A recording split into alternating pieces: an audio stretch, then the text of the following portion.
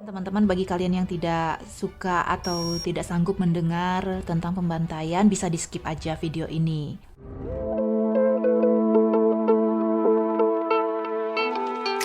Halo teman-teman, apa kabar kalian semua? Semoga dalam keadaan sehat ya. Kali ini kita mau jalan-jalan ke satu wilayah, di mana itu dia adalah Batak. Kalian pasti sudah nggak asing sama kata Batak. Ya, kalau di Indonesia, ini adalah salah satu kelompok etnik terbesar ya. Tapi rupanya Indonesia ini bukan satu-satunya yang punya Batak loh. Bulgaria juga ada. Tapi bedanya bukan nama suku, melainkan nama wilayah. Wah, apa orang Batak dulu pernah sampai ke sini dan menemukan wilayah ini sehingga dinamai Batak? Kayak kisahnya Christopher Columbus ya yang menemukan wilayah Amerika. Nah, untuk menjawab rasa penasaran saya dan mungkin jika kamu juga penasaran nih, ayo kita langsung saja kupas tuntas Batak versi Bulgaria. Ada pesawat. Tapi sebelum itu teman-teman, seperti biasa mari kita ikuti video ini sampai selesai agar informasi yang kita terima juga tidak setengah-setengah. Di samping itu mohon dukungan subscribe-nya jika kalian berkenan. Terima kasih. Teman-teman, untuk melihat langsung seperti apa Batak itu, ini saya menempuh perjalanan dari ibu kota Sofia, Bulgaria selama 2 jam menggunakan mobil. Ternyata kota ini dihuni hanya sekitar 3.000 orang saja. Nah, pantesan kalau kalian lihat ini di sini nih cukup sepi ya. Beda kayak di Batak Sumatera yang banyak banget penduduknya.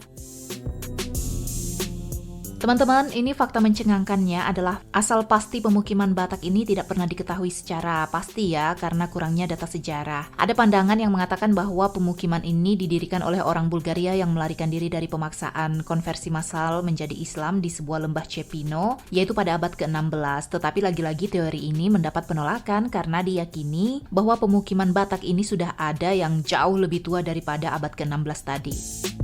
Dan asal-usul nama Batak ini juga belum bisa dipastikan karena dalam legenda lama ini dikaitkan dengan kepala suku Sepina Batoy, tapi ada juga profesor dan ilmuwan sejarah ini mengira bahwa suku Batak bukan dari sana. Tapi yang jelas ada satu hal pasti yang telah terjadi di Batak ini, dia menjadi saksi bisu pembantaian massal yang terjadi pada tahun 1876 dan peristiwa itu dikenal juga dengan Chronicle of One Immortal Spring. Nah, untuk lebih lanjut, kita ingin mengetahui lebih pasti, ada sebuah museum di sini, Museum Sejarah Batak, yang menyimpan puing-puing, kemudian juga saksi-saksi bisu sejarah di masa lampau yang akan kita bahas kali ini. Nah, untuk itu kita langsung saja kunjungi Museum Sejarah Batak yang ada di wilayah ini. Saat kalian baru masuk saja, kita itu seolah-olah terbenam ya dan tenggelam dengan semangat tradisi dan juga gaya hidup di akhir abad ke-19 dan paruh pertama abad ke-20. Kalian akan disuguhkan dengan pameran, materi fotografi dan dokumenter dari zaman kuno, sejarah Bulgaria hingga terkini. Nah, ini di sini kalian juga bisa melihat ya, banyak sekali ada kerajinan seperti kerajinan kayu, perdagangan, dan bagaimana penginapan itu dikembangkan di Batak selama kebangkitan nasional.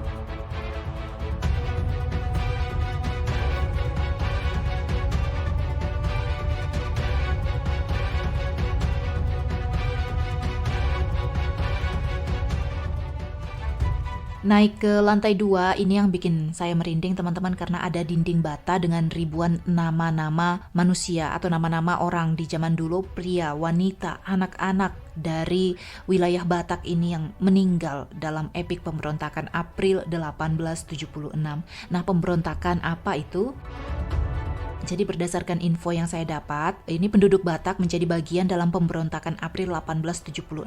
Pertempuran ini dilakukan selama 5 hari dan benteng terakhir para pemberontak adalah gereja Saint Nedelya. Nanti saya akan menunjukkan juga bagaimana gereja Saint Nedelya ini teman-teman ya. Tapi ini peringatan teman-teman bagi kalian yang tidak suka atau tidak sanggup mendengar tentang pembantaian, bisa di skip aja video ini. Baik, jadi pasukan Utsmania dan satuan-satuan Bashi Bazok ini memadamkan pemberontakan ini secara brutal teman-teman. Saya cari-cari info ya teman-teman karena ada yang bilang April, namun berdasarkan informasi yang dirilis dari museum itu terjadi pada tanggal 1 Mei. Jadi mungkin dari akhir April sampai awal Mei peristiwa ini terjadi, makanya disebut dengan pemberontakan April dan juga terjadi pada awal Mei. Jadi begini kronologinya. Pada tanggal 1 Mei 1876, wilayah Batak ini terbakar dikepung api dari 4 sisi. Kemudian pada tanggal 2 Mei-nya 1876, perkelahian sengit terjadi di rumah Bogdanov dan sekitar 500 warga Batak tewas dibantai secara brutal. Kemudian benteng sekolah Cyril dan Methodius ini dibakar bersama dengan 200 wanita dan anak-anak yang bersembunyi di dalamnya. Ahmed Aga Barutanlia memberikan janji palsu kepada Angel Kavlakov untuk belas kasihan kepada orang Batak. Dia meminta senjata agar segera diserahkan. Setelah itu warga Batak bisa keluar untuk menyelamatkan rumah mereka yang terbakar dan Bazi Basok akan mundur. Itu perjanjiannya. Tentu saja warga Batak tidak mempercayai Barutanlia sehingga mengirimkan orang-orang terkemuka mereka sekali lagi untuk mendengarkan sumpahnya. Nah, alih-alih Ahmed Aga menyandera mereka dan kali ini warga Batak menyerahkan senjata mereka dan berpencar untuk menyelamatkan rumah mereka dari api. Kemudian Barutanlia memerintahkan pembantaian total dan penjarahan terhadap orang Batak dimulai dari para tokoh Bataknya yang dikubur. Dirinya memberikan contoh kekejaman yang sangat biadab. Atas perintahnya juga ada seorang laki-laki tua yang bernama Trendafil Kerelov dimutilasi teman-teman dan bagian tubuhnya itu saya nggak bisa neruskan yang ini. Kemudian terjadi pertempuran yang tidak seimbang di halaman gereja Sveta Nedelya, di mana sekitar 2.000 orang menjumpai kematian mereka di sana. Pada 3 Mei 1876, jadi keesokannya ini kembali mereka melakukan pertahanan ya di gereja. Hari ketiga warga Batak yang bercokol di gereja ini menahan tembakan yang terus-menerus. Kemudian banyak sekali asap yang menyesakkan yang berasal dari jerami yang dibakar dengan gas. Warga pada kehausan tercekik begitu ya dengan asap yang ada dan orang-orang Turki berusaha membakar gereja tersebut. Jadi kabarnya pemberontakan ini karena mereka dipaksa untuk convert ya teman-teman, pindah agama begitu, tapi alih-alih warga Batak ini mau memilih pindah agama, mereka memilih ditangkap hidup-hidup. Kemudian pada tanggal 4 Mei 1876, Ahmed Aga Barutanlia mendapat perintah dari Pak Zarzik, wakil gubernur Ali Bey, untuk mengeringkan akar Batak, untuk tidak meninggalkan saksi hidup dari kekejaman yang mengerikan itu. Jadi para penyintas atau para survivor ya masyarakat Batak pada saat itu yang masih hidup dibawa ke sekolah dan disitulah pembantaian terakhir terjadi di jembatan kayu di depan itu.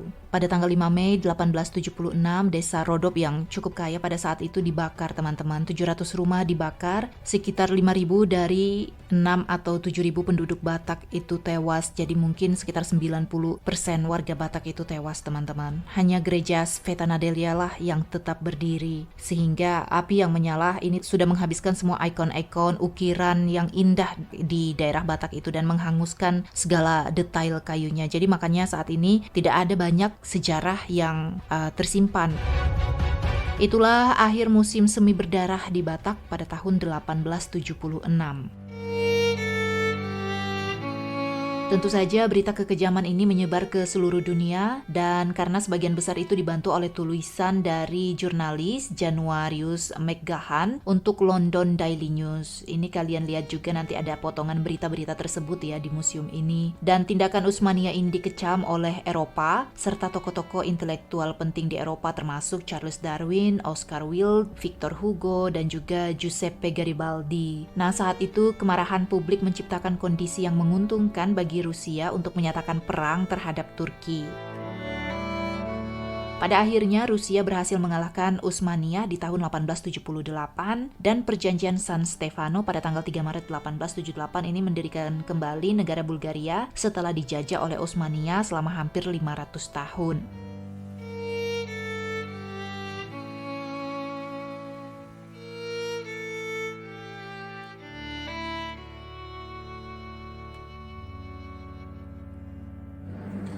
Nah, kalau yang ini teman-teman semacam funeralnya mereka yang gugur pada saat itu ya.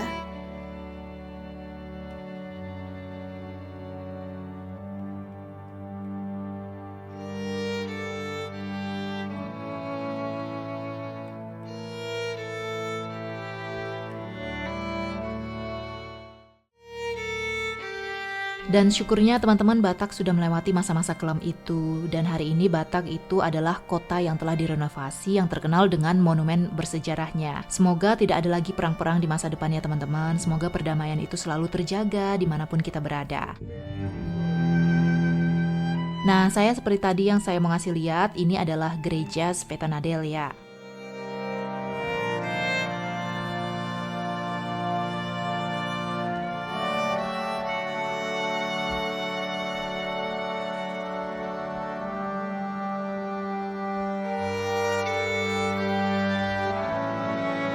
Baik teman-teman, nah sekarang kita tahu apa bedanya Batak Indonesia dan juga Batak Bulgaria. Kalau kalian tahu lebih banyak, silahkan tambahkan di kolom komentar ya teman-teman. Kalau kalian merasa teman, kerabat, dan keluarga kalian juga perlu mengetahui informasi ini, silahkan bagikan videonya ke mereka ya. Dan terima kasih bagi kamu yang sudah mengikuti perjalanan kali ini. Sampai di sini dulu perjumpaan kita, saya akan menantikan kamu juga di video selanjutnya. Terima kasih, selalu jaga kesehatan, bye-bye.